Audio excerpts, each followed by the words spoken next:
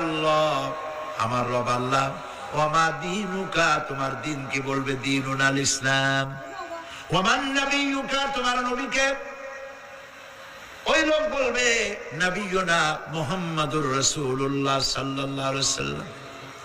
হাদিস এসেছে ওই সময় নবীজির চেহারা মোবারক দেখানো হবে, প্রশ্ন করা হবে মা কুনতা তাকুলু ফি হাদার রাজুল, এই লোক সম্পর্কে তোমার ধারণা কি?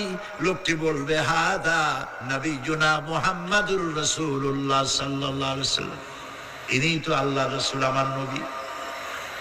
সঙ্গে সঙ্গে গায়েব থেকে আওয়াজ হবে ফাফরিশু বিল জান্নাতি ওয়ালবিসু বিল জান্নাহ, ও আমার ফেরেশতারা, আমার বান্দার জন্য জান্নাতের বিছানা কবরের মধ্যে বিছায় দাও, আর আমার বান্দাকে জান্নাতের পোশাক পরায়, জান্নাতের পোশাক পরায়।